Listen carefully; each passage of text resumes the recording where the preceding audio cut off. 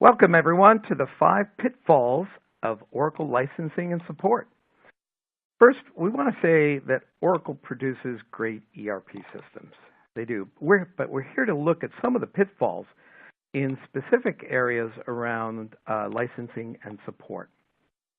Judging by the tremendous amount of attendees on the line today, it's really a hot topic. So we're looking forward to diving into these pitfalls and some recommendations, obviously, for you to avoid them. But before we get started, here's a quick word from our legal team. We need to let you know there may be some forward-looking statements subject to change over time in the content of this presentation, and any documents are subject to the IP rights of Rimini Street. A copy of this entire presentation will be sent out in the next few days if you'd like to take the time to read this in full. Additionally, we won't have a live chat session, but we will be taking questions over the Q&A chat on your dashboard here.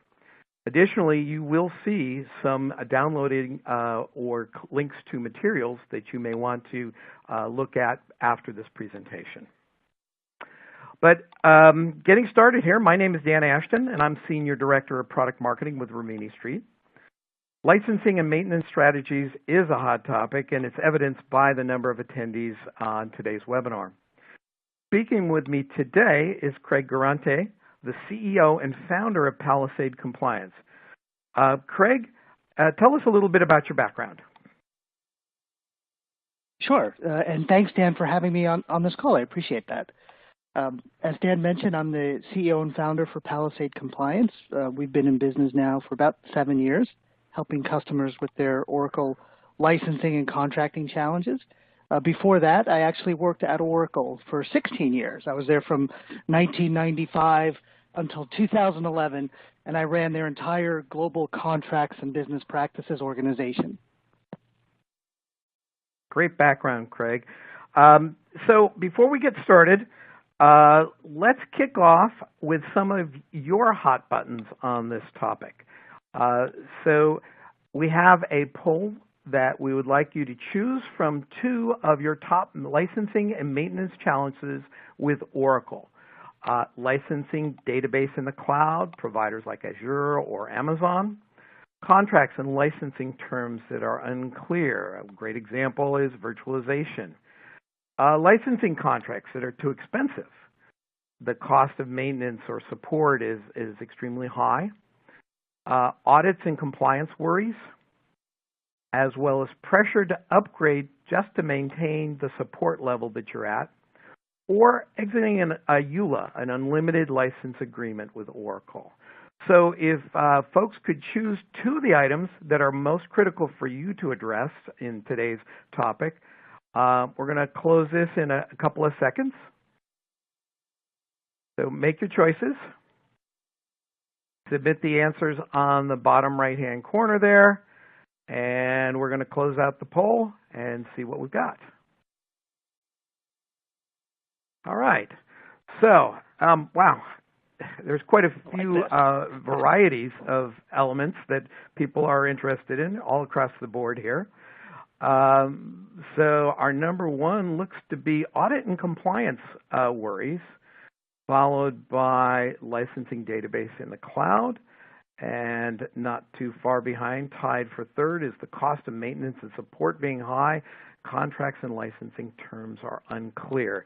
So, Craig, how does this audience compare with a lot of your typical clients and their licensing concerns? Well, I think these are typical results. The Oracle licensing and contracts are quite complex, and Oracle comes at their customers from many different angles. So you can see here, if we did this presentation a couple of years ago, probably licensing in the cloud would not have been up there, and now it's up right near the top. I think audits and compliance is always something that worries folks, but now as people are transitioning from on-prem to cloud or hybrid, that's becoming a bigger focus for them and for Oracle. So I think these are spot on. Okay, well, makes perfect sense, and I think that's a great entree into our agenda, because these are the 5 pitfalls we're going to cover, and certainly they line up pretty well with some of the results that we just saw. So Craig is now going to walk us through specifically the Oracle licensing pitfalls. Craig, turn it over to you. Sure. Thanks, Dan. So I am going to advance the slide. There we go. And I'm not going to talk much about this. I already introduced myself. But just so folks on the phone understand the position and sort of where I'm coming from here, Palisade itself is completely independent of Oracle. So although we have tons and tons of Oracle experience on staff, we're not Oracle partners or resellers. So when we talk to clients or prospective clients about Oracle licensing and risk and that sort of thing, we have no sort of financial gain from folks buying more or less Oracle. We really just work for our clients. So we've got about 300 customers now worldwide in the few years we've been in existence. So we've seen Oracle come at their customers in multiple ways. So this presentation is really built on our experience working with clients all over the world, and from large, Fortune 20 companies down to firms that are smaller than us, with maybe 10 employees. So the issues for Oracle licensing are universal. And it doesn't matter what geography you're in, what industry you're in, or how big or small you are. The opportunities and the risks are very similar across those. So when we look at the Oracle risks and pitfalls, the first thing we come across is folks using things they didn't know they were going to be, they were using.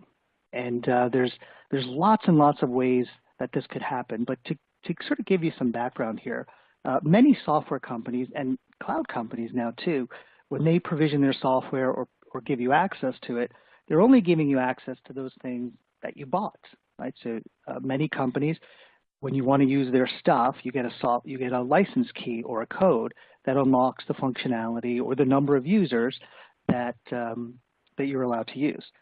Similarly now with cloud providers, you get so many logins, right? So we license 100 users of something, and we have 100 logins, and those are the only folks who can log in and use the systems. And if there's functionality in that cloud service that we didn't buy, then we can't see it. It's not on the screen, right? So it makes it a little bit easier from a compliance perspective, although there are some challenges with cloud.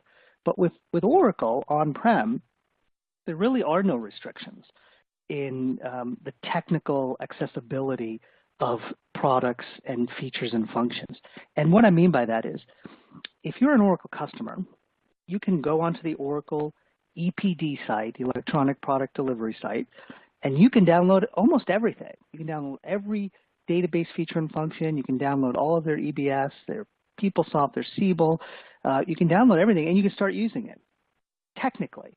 Now, you're not contractually allowed to use that, and obviously we don't recommend that, but there's nothing preventing you from doing that from a technical perspective. So if you buy licenses for 5 products, when you log into Electronic Product Delivery site, you're going to have access to everything, not just those 5 products. So that was something that Oracle made a conscious decision on as they were doing all their acquisitions with PeopleSoft and Siebel to actually pull out those restrictions from the software and allow folks to use it. Oracle wants their stuff used everywhere. So they don't want to make it difficult to gain access to that material and start using it. So that's the first thing. The second part of this is the fact that things are bundled together. So when you download the Oracle database, you're actually downloading a media pack. And included in that media pack is not just the database, the Enterprise Edition, but all the features and functions that are extra cost that you can acquire with the database. But you don't have an option on just downloading what you bought. You have to download everything.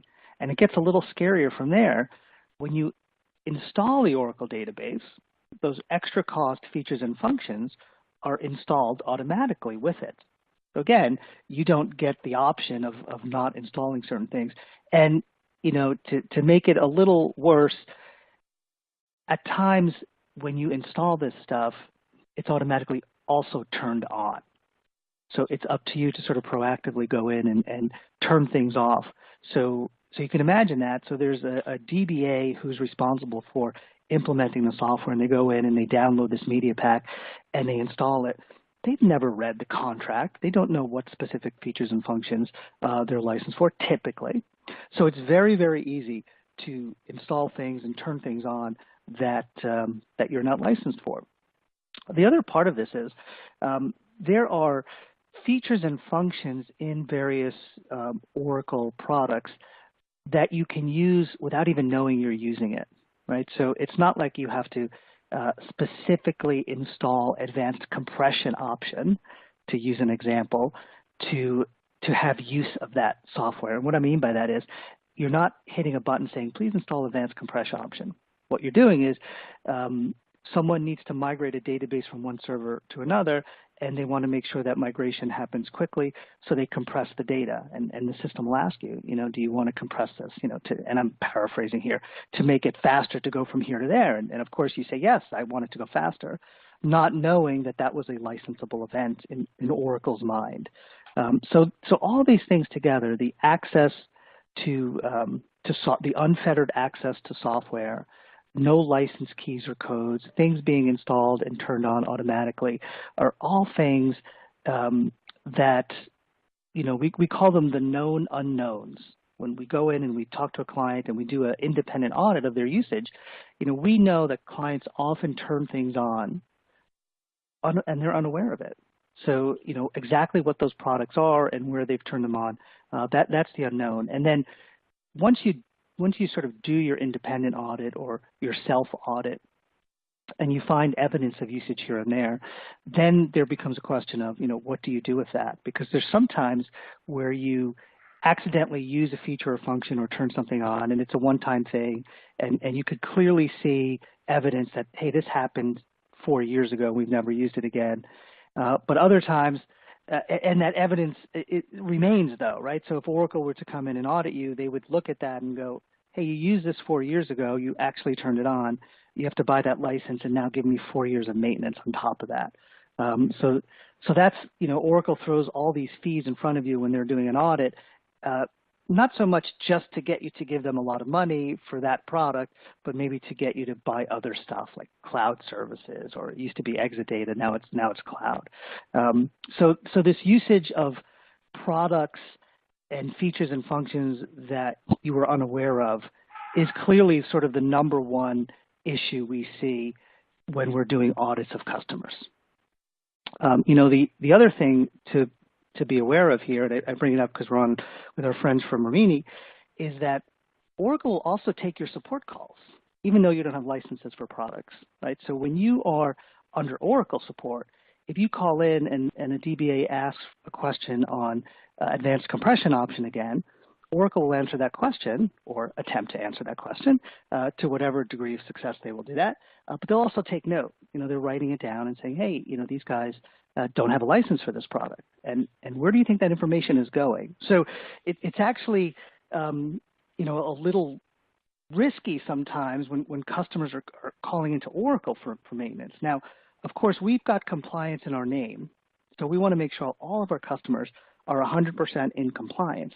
But the one thing you don't want to do is you don't want to have Oracle tell you if you're in compliance. You want to know yourself if you're in compliance or if you're out of compliance, because that will give you the option on how to handle that situation. Sort of the worst case is when Oracle has information about your product usage that you're unaware of, and then they sort of spring it on you later. That puts you in a bad position. And obviously Oracle puts compliance, despite putting all these speed bumps in front of you that prevent you from being in compliance, they put the onus on you. Like it's 100% on the client to maintain compliance with their license agreements. And we help customers take ownership of that. But it is something to be aware of. It's the unknown. Like there's so much stuff out there that could have been turned on and you just wouldn't even know it. And this is even true in the most locked down technical environments that we've seen.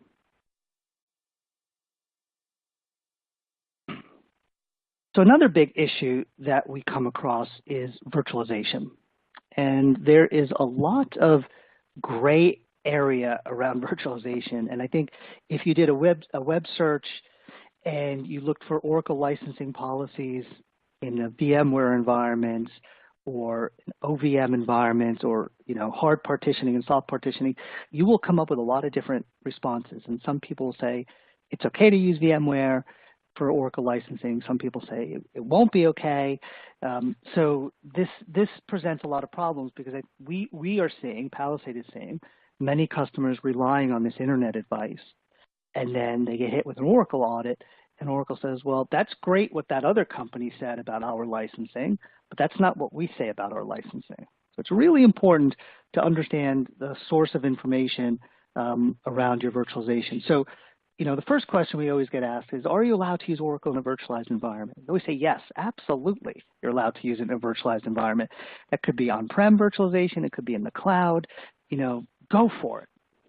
But make sure you understand, what the licensing implications are from there. Now, one thing that is pretty consistent is that virtualization, the word probably doesn't even appear in your contracts. Now, there are companies and agencies who have highly negotiated agreements with Oracle, and they will negotiate things around virtualization. But what I'm talking is the 99% of companies maybe who don't have that in there, who haven't negotiated something different with Oracle, whatever percentage that is. There's nothing in your contract that talks about virtualization. So it's a big gray area. Now, there's a policy document Oracle has online that talks about hard partitioning and soft partitioning and virtualization that clearly states it is not part of your agreement and it's for educational purposes only. And what I can tell you is that's the document Oracle tries to hang their hat on when they audit you and say, this is our policy around virtualization, and this is what you need to follow, and this is why we're giving you, these huge audit findings around your non-compliance. And there are obviously ways to counter that and fight that. But the most important thing to do is to understand what those arguments are before Oracle audits you, right? Because there are instances where we'll do a self-audit or an independent audit of a client, Oracle's not in there, and we'll tell the client to roll out their virtualization in the way Oracle would want them to do it, to avoid the fight in the future. And there's other times we're enabling customers to be a little more aggressive with how much they push on those virtualization policies, to the point where, some of them want to go all the way and say, we don't care what that policy document says. And we help customers down that path as well. So this is probably the area where there's the biggest gray patch. And it's really an area where you need to understand, because it's not just the policy that Oracle has out there, because that really hasn't changed in years. But what has changed is some of the technology.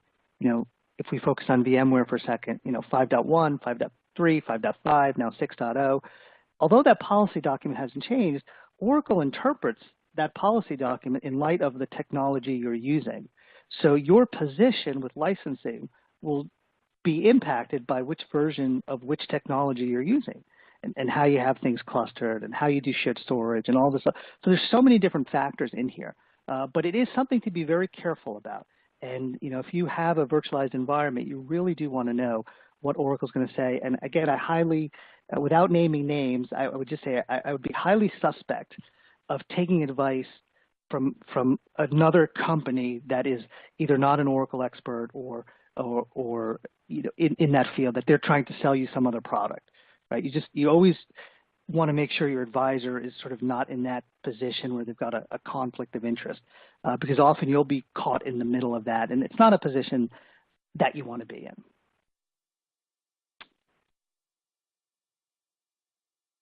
And then the third gotcha or pitfall here we see is just in the contracts themselves, and some of the stuff I mentioned, particularly around virtualization. Now, the Oracle contracts, we don't have it here, but we've got this amazing graphic where we look at a document sort of as a flow chart, and there's like 16 or 17 different elements of Oracle like just a basic contract when you sign with Oracle. You got an order document, you've got a master agreement, an OLSA, an MSA, a SLSA, you've got addendas, you've got schedules, you've got URLs in URLs. So it's this amazingly complex diagram that we've created to show what a standard Oracle contract looks like. And then we also look at it, some of that stuff changes and some of it doesn't. Your contract doesn't change, but things embedded in URLs change. So I'll give you a great example. Oracle has another policy document online that talks about using Oracle in the cloud. And again, it's not in your contract, and it is specifically states that it's not part of the contract. It's for educational purposes only. And they made a change last year to that document where they changed the ratio of physical processors to virtual cores that you need to license when you move your infrastructure onto AWS. So it's a unilateral change. Oracle didn't really make any public announcement to it. 99% of Oracle customers bought their Oracle licenses before that change was made. And now, we see Oracle, pushing their clients to use the new ratios, which of course are more beneficial to customers, to Oracle, sorry. But if you're a savvy customer and you know that change was made last year, you can push back on Oracle and say, no, that's not the ratio. When I bought these products, this was the ratio over here. So therefore, I'm fully licensed to Oracle. I don't have to buy more stuff from you right now. So again, those are examples of things. And Oracle is always going to be the most knowledgeable about Oracle contracts when compared to their customers, right? So folks on the phone, you might be managing Oracle, but you've probably got other day jobs, right? You don't spend 24 hours a day looking at Oracle contracts and reading Oracle contracts. Well, that's what Oracle does. I mean, honestly, that's what we do too. But that's what Oracle does, and they've got folks to target customers who they think are out of compliance, and they really use their contracts or lack of contracts to their advantage. So, that example I gave in AWS was just one. We see Oracle using their contracts to force customers into positions that Oracle wants them to move into. We saw that with the city of Denver, where Oracle audited them and sort of forced them to buy cloud that Denver said they didn't want. We call that an ABC audit bargain cloud. So we see that a lot. And again, that's not a position you want to be in. It's okay to buy Oracle Cloud if it works for your organization. It's not okay to be forced to buy Oracle Cloud to get rid of a compliance issue or finding like that. So those are the three gotchas or pitfalls we've seen. Dan, I will turn it over to you now. Thanks, Craig. Those are some great recommendations. Now let's talk about how companies can avoid risk and avoid risk in their support and help fund innovation. But before I move on, I wanted to make sure to remind everyone that if you have a question, just put it into the Q&A box there, and we are going to do our best to get to as many questions as we can. If not, we'll follow up with you later. So, moving on here. At Rimini Street, we have a fundamentally different philosophy as to how to approach support rather than most vendors, including Oracle. We're really passionate about providing our clients the best possible service, and therefore each and every one of our engineers are actually compensated on client satisfactions. They've got over 15 years of hands-on experience implementing, troubleshooting, supporting hundreds of different ERP systems, doing upgrades with all products, versions, and releases of software. What you don't get is a lower-level individual frantically typing, trying to find a phrase, a word that perhaps might tell them or give them a clue as to how to work with your particular issue, and if they can't find that, they escalate to the next person where you have to explain your situation all over again. We actually don't use a call center and that kind of a model. We provide for you an assigned primary support engineer, and that primary support engineer is going to give you a 15-minute guaranteed response time for urgent issues. And frankly, actually, we run about less than 5.5 minutes on those responses. And we treat all your responses as you note them to us. So if you prioritize it as a P1, it's a P1. You don't have to justify it. Plus, their support includes customization. So it's really a very, very different model than most everybody that is used to. And that's why when you look at our customer surveys that come back, we're at a 4.8 on a scale of 1 to 5. People like our service. And part of that is how most of you out there, I'm sure, are probably fairly medium to heavily customized around your ERP. And Oracle does not support your customizations. In fact, you have to prove to them many times that it is a problem in a pristine environment rather than your particular customized environment. And what we've found over the years is that 85% of all P1 issues come down to custom code. So the fact that they don't support it really is telling you that, well, there's that only 15% that you can go to them where they won't reject you and say, hey, you're going to have to figure that out on yourself. It's that 85%, and systems are down that you have to understand and resolve on your own. So folks who think that that's a great insurance policy with Oracle support should really dig deeper and find out a little bit more about what you have. Now, this is a matrix, a comparison of the support offerings that we have that are part of our standard support versus first column, Oracle Premier and Extended Support. So that gets you through the first 8 years after GA. And you can see there's a significant amount of other items that we provide, and not just the custom code support, but things like performance tuning, interoperability support, strategic roadmap services, even vendor-neutral security guidance. And we do that all at 50% off of the vendor, in this case Oracle's standard maintenance pricing. And I'll talk more about that in a second. But here's the real interesting thing. If you look at Oracle sustaining support, so typically after the first 8 years of GA, not when you implement, you basically, for your 22%, you don't get anything. Support on sustaining support, you no longer receive new updates, new security alerts, data fixes, critical patch updates, no new upgrade scripts, and no new certifications. You're getting only what was pre-existing before that product went into sustaining support.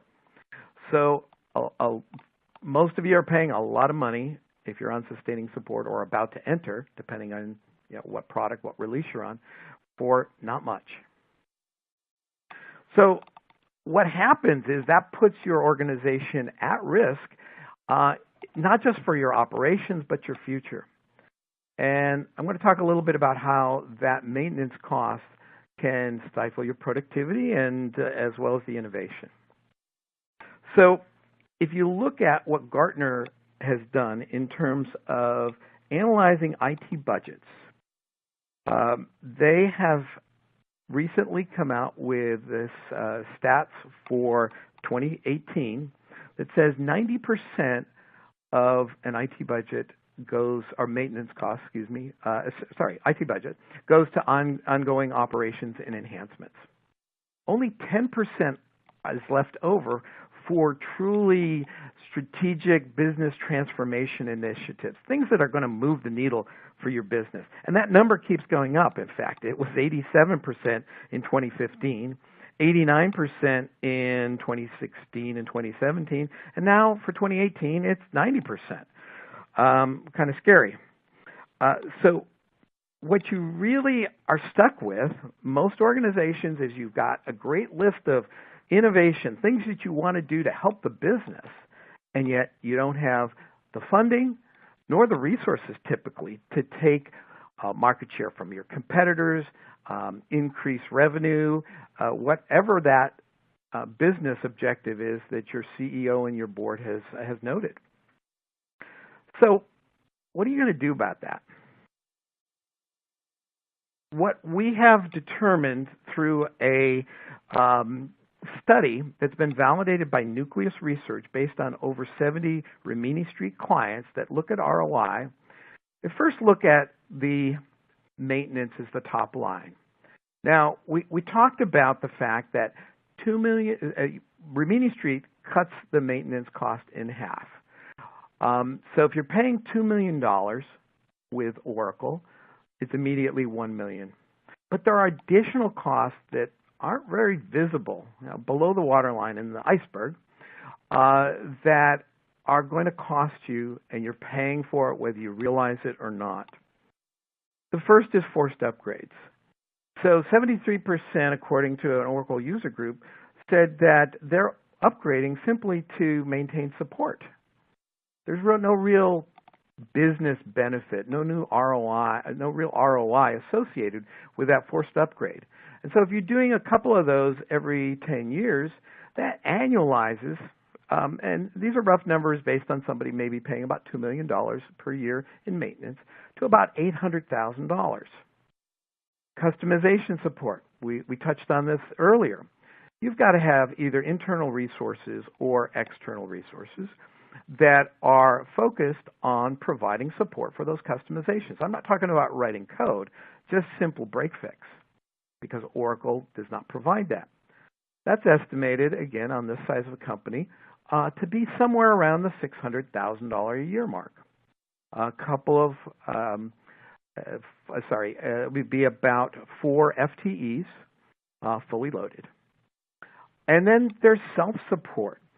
Remember my comment about that lower-level call center person at Oracle that's trying to find out the answer to your problem. And so, well, if you look at your mobile phone, let's take this example. What's the first thing you do when you have a problem with your mobile phone?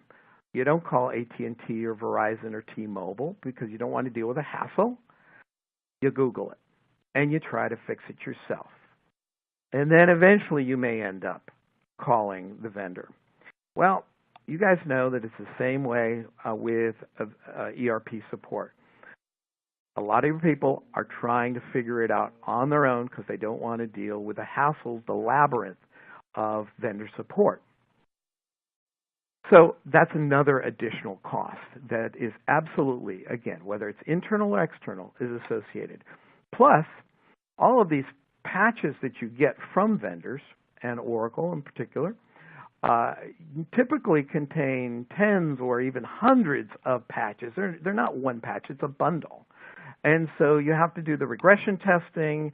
Sometimes it'll still go ahead and break things, but there's a tremendous amount of effort involved in this element of self-support. So what do you get with third-party maintenance, Rimini Street support? As I mentioned, the first item is you get a 50% discount off of whatever you're paying the vendor. Second, you eliminate your forced upgrades. Rimini Street will provide support for a minimum of 15 years, regardless of the release that you're on. And we're talking full support, full break fix, full tax, legal, and regulatory updates, whatever it's required in order to keep your operation running and to keep you from away from risky situations. Additionally, all custom code is included at that $1 million in this example. We don't point fingers. You don't have to worry about trying to justify that, no, it's your problem. We take it. As long as it's custom code in production, we will fix it. And we give tailored support and use the word concierge support from time to time. We own the problem. You give it to us, you hand it over to Rimini Street, and we will figure out what the situation is. You don't have to self-support yourself with trying to figure out and Google what are the issues. And if you have a particular problem, we will fix that problem and not hand you a collection of 100 patches that may go ahead and break something else and require regression testing. We fix the problem that you're having. So again, this has been validated, and this allows you at the end to take, in this case, you see a 75% savings. We have had customers save even more. That 75% savings goes into things like hybrid IT, hot topic, a lot of questions on that so far today. Big data, mobility, or whatever is your topic, your CEO priority that they've given you that says, we need to do this, we need to make these changes.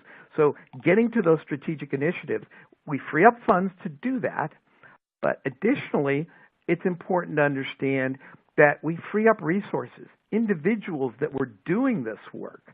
Now, there's always a worry, you're going to get rid of people. No, that's not the intent. We're allowing the ability to reallocate those resources to work on, we've heard from clients, cooler projects, more important business projects, projects with an ROI, like you see at the bottom here. And so this is what allows you, instead of support and your budget dictating what you can or can't do, this allows your business to dictate some changes, and that includes moving to all the conversations about cloud.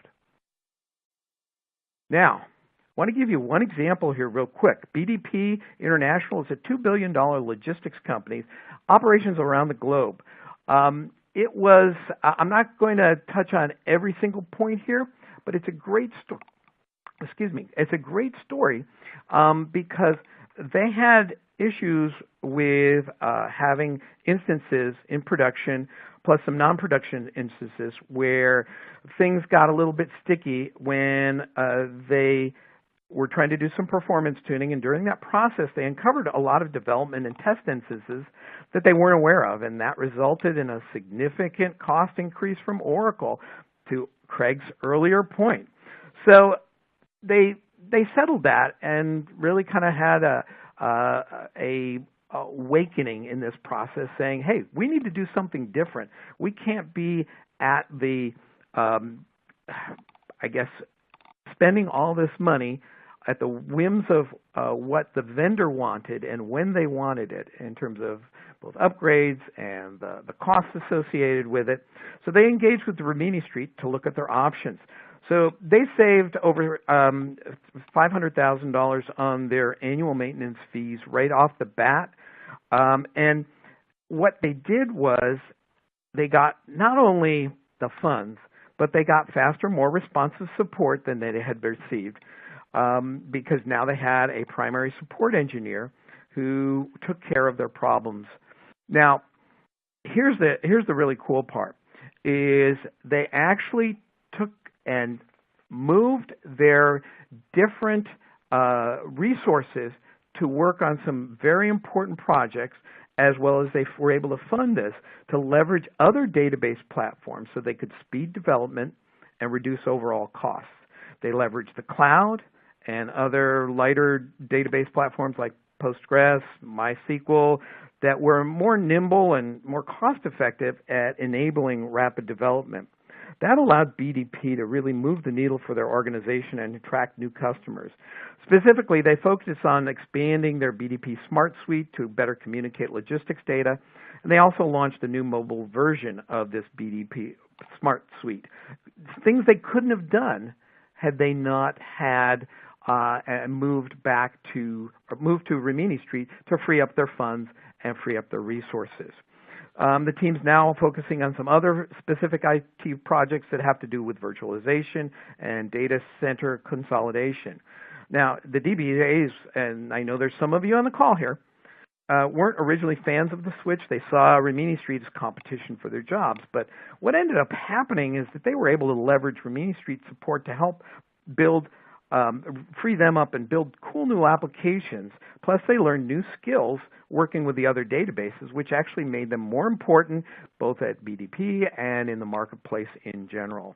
They become more productive in a more strategic role that helps BDP retain existing customers and win new customers, making them more valuable. So actually, the DBAs are now big fans of Rimini Street. Real briefly, we've been around since 2005. We support over 19 products from Oracle.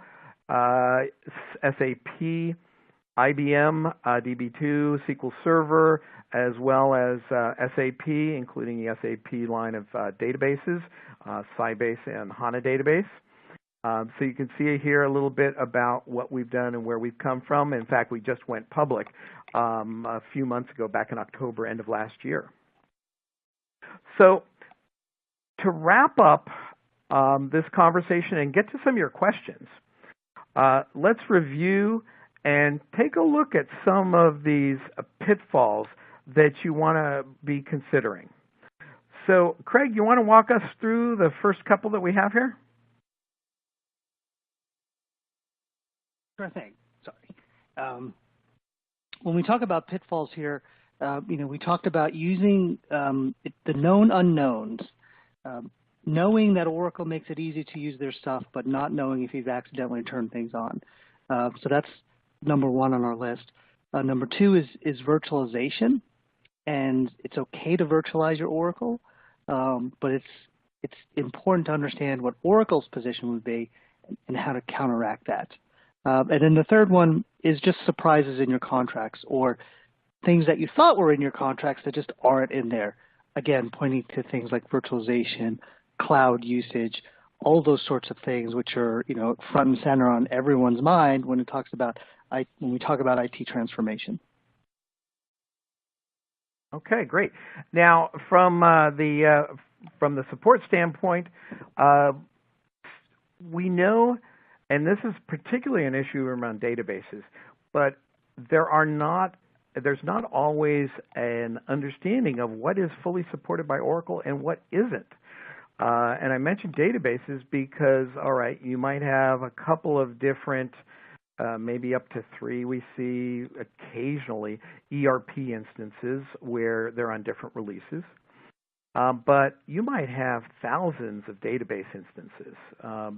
And you may not be aware that a lot of those are not fully supported. There's still probably a good 10% of Oracle's EBS population that's still on 11.5.10, for example, and that's not fully supported, again, in sustaining support. So know what you've got and understand that, are you getting value for your money? Now, even if it's not even if it is fully supported from Oracle, you'll also understand, if you go back to the matrix we talked about, there's a question of what's fully supported. If you don't get customization support, is that full support, where you might be able to look at independent support, third-party support, and get the more comprehensive and less expensive support than you're getting from Oracle? And then stifling that productivity and innovation, if you can save money and save resources because you're getting better support at a lower cost, then you can reallocate those funds to things that will really move the needle for your business. All right. So, again, you can still put in the chat. We got a lot of questions to get through, so we tried to leave a lot of time. For more information, you can certainly contact one of us, but also client services at RiminiStreet.com. We will be sending out copies of this presentation to you in the next couple days. Now, Craig, tell us, we've had some questions in here about EULAs and a lot about cloud particularly. Tell us a few seconds about your Palisade Compliance webinar that's coming up. Oh, sure, thank you. Yes, we are having a webinar in April, one for North America and EMEA, and then a second one for APAC. If you click that link, it'll bring you to the sign-up page. Oracle is using their ULAs and their licensing to push their agenda in terms of pushing their cloud offerings, pushing their virtualization offerings, but often it's used to stifle your innovation. They're using those contracts as a way to prevent you from moving to the cloud provider that you want to move to, or virtualizing in the way that you want to do that. So that's what we're going to explore on that webinar, is how Oracle is using their contracts, and particularly their ULA, to stifle your innovation, and then also what you can do about it, obviously. Okay, great. I know I'm registered. I'm signed up. Okay, and then if you really want to know, if you recall the iceberg, what your total savings would be uh, versus what your current costs are. Not what you're paying Oracle, but your real cost. But go to the personalized savings evaluation. You can get there from the Rimini Street homepage, riministreet.com, and go to resources, or simply click on this link and the savings calculator. It's very easy. Takes not more than 30 seconds or so, and we can give you a complete information about the potential savings that you'll realize.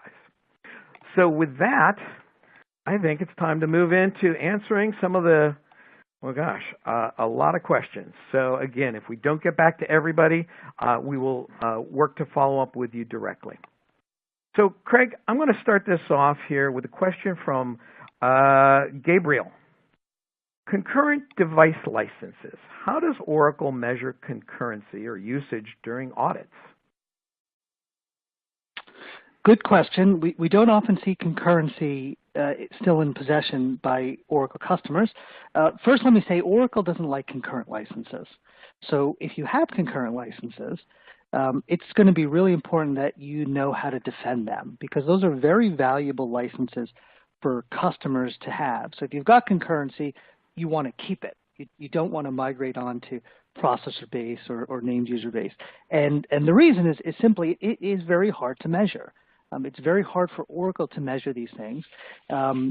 So when Oracle does an audit, their goal with concurrency is to sort of put you on the defensive, to assume you're out of compliance unless you can prove that you have a way to manage your concurrent usage in a way that's in alignment with your contracts. So Oracle will first say, okay, let's assume you're not in compliance. Tell me how you do it. And then you'll tell Oracle how you do it and how you manage it. And they may accept that. They may not accept that. They do have scripts that they will give you and ask you to run over a 2-week period to find peak usage and things like that. But it's often done with interviews. Okay, how do you manage that? Tell me about this login. Tell me about your peak usage. So it's really important. The first step, if you want to defend it, is to have a plan right now. Is to understand, okay, here's our concurrency, and if Oracle were to knock on the door, here's how we would defend it. The second thing I would do is, if Oracle does knock on the door with an audit, rather than you presenting your plan first, I would have Oracle submit to you in writing, what their rules are around measuring concurrency. And we've seen different responses from Oracle in these situations when we've had clients who got an audit letter from Oracle. And how you proceed from there will really depend on how aggressive Oracle is going to be. I mean, sometimes they flat out refuse and say, we're not going to tell you anything about what we think. We want to know what you think. So it sort of gets into a little game of emails back and forth, which of course we want to avoid. But the much shorter answer is Oracle's going to look at what you've done and try to attack that. So you need to have a plan in place first. In terms of your usage. In any audit situation, don't wait for Oracle to give you an answer on whether or not you're in compliance. You should know the answer to that question before you submit any data to Oracle. Okay, great. Thanks, Craig. Linda has a great question and a comment here. I guess Oracle's cloud solution is not ready, and I think, Linda, that the analysts and experts agree with you. What can we do to continue support without cost increases while their cloud technology is ready? And kind of follow up from Linda there says, why does Oracle say third-party support is no good? They will not acknowledge third-party? So let me take this one here.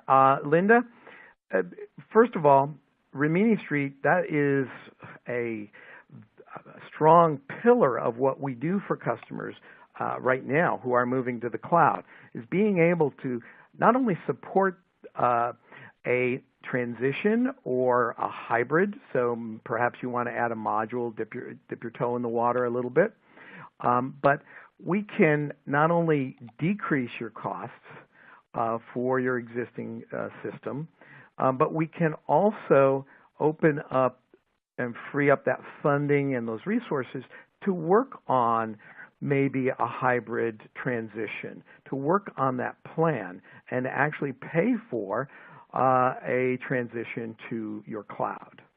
And of course, Oracle is, your other question about why does Oracle say third-party support is no good?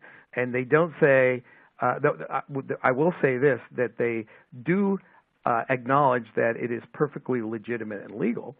One of the things that Oracle has to contend with is they make over 90% profit on their support that you're paying 22% on.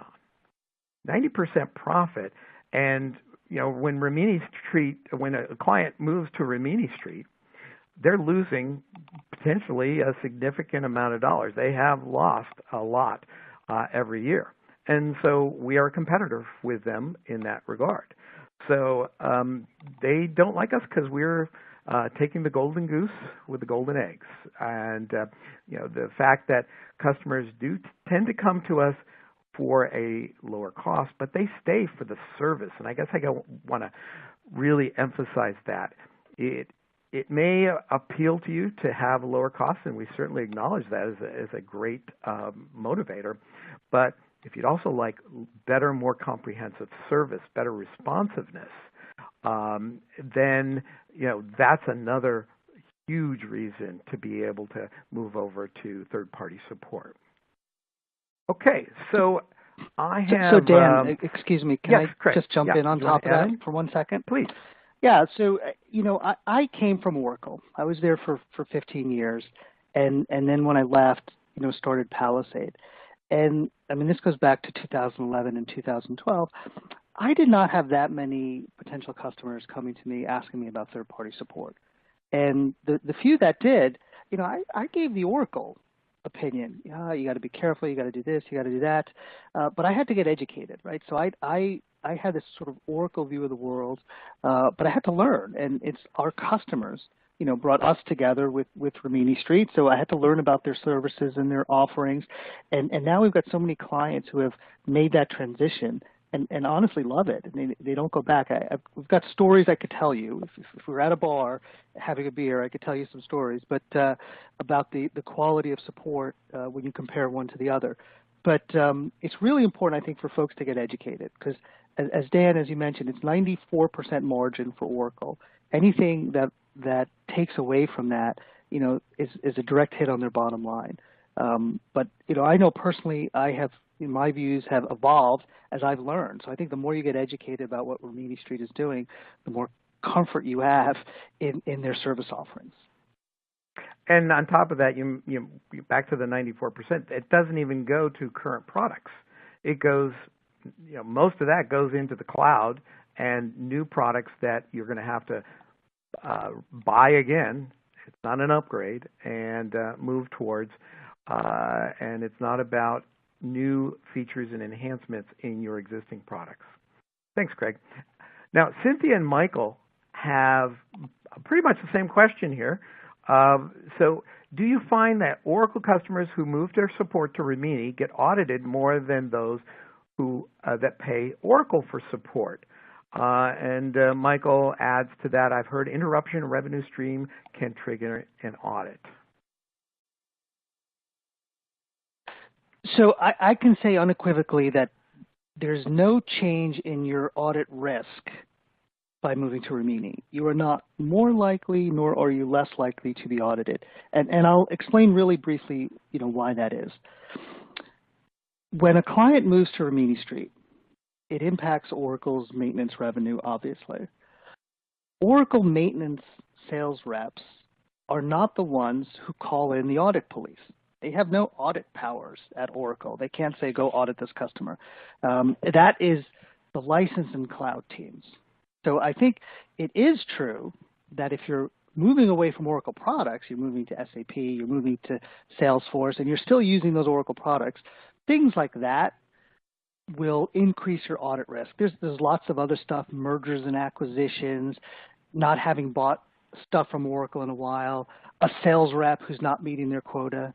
But all those salespeople, they're not compensated on maintenance renewals from Oracle. So we've seen no difference in clients who've moved to Rimini, good or bad, in terms of your audit risk. I think it's a non-factor. And it's something, again, that's put out there to scare folks, I think. Oh, if you do this, there's going to be this risk.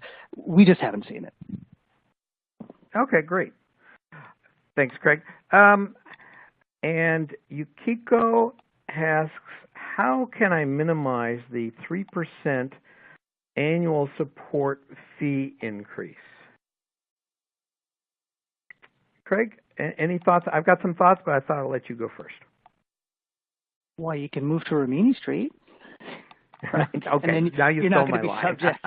Yeah, sorry. You gave me that one. Just to go back, you will not get meaningful support reduction from Oracle without some heavy strings attached. Now, they're doing some interesting things around cloud promotions and moving monies around, but it always results in you spending more with Oracle. So if you're looking just to move dollars from one bucket to another, and that's good enough, then Oracle might have something for you. But if you're actually looking at reducing the money you're spending to Oracle, there are ways to do it. Obviously, Rimini is the obvious way to cut that in half, but Oracle won't help you do that. Well, Craig, I know that it comes up from time to time that Oracle will maybe lessen that impact by if you sign a multi-year support agreement with them. Do you think that's a good idea? It just locks you in, So let's say they spend $1 million a year with Oracle. Oracle, could come and say, well, sign up for 3 years and we'll cap it at $1 million. Okay, and you could say, well, I saved $30,000 and then I saved $33,000. Hey, this is not bad. But what happens in year 3 or year 4? They just start increasing those rates again.